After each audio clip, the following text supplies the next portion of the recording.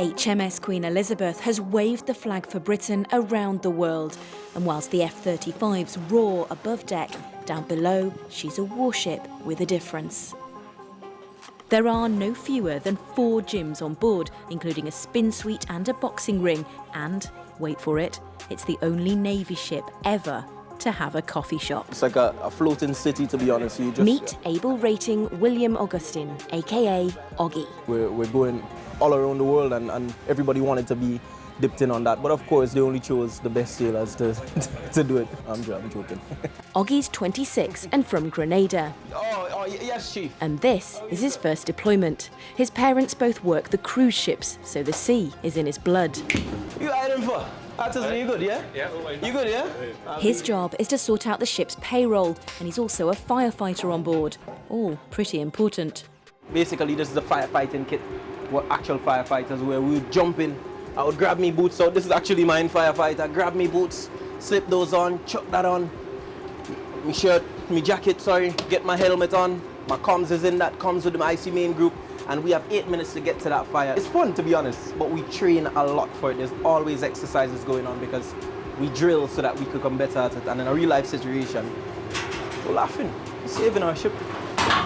Get you walking down like Terminator, like, yeah, but you good? Blessings, blessings. Since HMS Queen Elizabeth set sail in May, she's travelled 40,806 nautical miles through 10 time zones. The F-35s have covered a distance equal to flying around the world 40 times. There's been 3,003 deck landings, that's 1,863 fixed wing and 1,137 rotary, almost 1,000 of those by night. They've engaged with 63 foreign ministers, 67 ambassadors, 40 different nations, and they've used 355,000 pints of milk and over 2 million eggs. Yeah, so that's the jets in the overhead. Up on the bridge, we find Christy. Just watch her, make sure she continues to go. She's right. 25, a junior warfare officer, and in charge of steering the most expensive warship the Navy's ever built. In for pitch, in for roll, in for shoal. Yeah, it's a lot of responsibility. It is. Certainly sort of during the busier shipping areas, so the Suez Canal transit and the Straits of Malacca, you know, you've got numerous vessels out there, you know, not sure how they're going to react. So it's just sort of staying very alive as to how they're going to manoeuvre around you. You know, being the size that we are, we can't really sort of manoeuvre at quick speed to avoid. So just sort of looking at that step ahead all the time. Have you had any close misses, like little fishing vessels up ahead? No, absolutely not, and I hope that'll never be the case the last time on watch anyway. No, I'm gonna take you to a place that it saves lives. You thought you got all your toiletries, you thought you got all your nutty, your biscuits, everything that you'd need, and then suddenly you had an epiphany. Oh my God, you start having a mental breakdown. I've forgotten something. Ladies and gentlemen, I give to you the NAAFI, Navy, Army, Air Force Institute. No, this is the best part about it because, as I said, you forgot what you need. This is a place where you can, of course, you have to stop the spread of COVID. This is a place where you come in and you get your nutty. So if you forgot anything, and you forgot to buy anything, this place, bet your bottom dollar, will have it. This is the NAAFI. What's the best thing that's in here? It's the cookies for me, to be honest, you know. As countries remained closed due to COVID, many of the shore stops originally planned for the deployment had to be cancelled. What was that like, to not be able to get off? Oh God.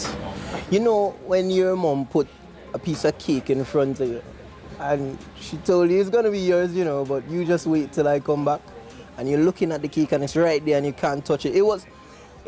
We're human beings. It was depressing, especially being alongside in Japan and you're looking at the landscape and it's right there and you've been hearing about Japan and anticipating the build-up and you just can't get off. But it's COVID things, it is what it is. Hey, Shogun. You alright, guys? Everything's good? Yeah, good. Oh, blessing. Just do your thing.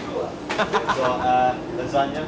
Lasagna tonight? It's Italian night, is it? We got Paddy who called me, he's one of the better cooks. He's normally real local. How many eggs have we used on this deployment thus far? I think over 2 million eggs, I believe. Yeah. Shocking A lot of vibes. eggs. I think probably only one was off as well. HMS Queen Elizabeth has just a month left at sea. Everyone's getting excited about coming home for Christmas. It's 7.5 months There'll be people on board that deployed and they're now parents. Children will have been born. I suspect there'll be marriage proposals as ever when people get back onto that jetty, and it's nearly Christmas. So getting everyone home safely is my goal now over the last few weeks. I'll miss the morning watch. It's my favourite watch. You sort of come up in the dark, you know, you've got the first hour to acclimatise yourself, and then you get to watch the sunrise, and no matter where you are, it's different every morning. So I will miss that. What I'm not going to miss is the overall gash. And when I say gash, I mean rubbish. There's 1,000+ living on this thing, and the gash that we generate is unbelievable. And when they pipe clear lower deck, you have to jump in your OVs, form a Congo line, but you ain't dancing, you're passing gash from the next sailor to the next sailor until that is all cleared. So I ain't gonna miss that at all. And what's the first thing you want to do when you reach dry land? I think I'll get a Domino's pizza. Was that a bad answer, sir? Maybe I should say see my family or something. Yeah, no, that's good. I want to go for an Indian. An Indian, proper Indian. Have some food, get to a gym where it doesn't rock and I can squat properly. And yeah. We've genuinely been surprised at how successful the deployment has been. We've achieved much, much more than we hoped for. And the magnetism and convening power of the ship and the group, in my 30 years at sea, that's something I've never seen. We need to be ready as early as we can in the new year because the world's an uncertain place. If required, then the group needs to be ready to go again. It's gonna go down in history, of course, and being a part of it, well, they're not gonna remember Augie, but I know that I've played a part in this deployment as well.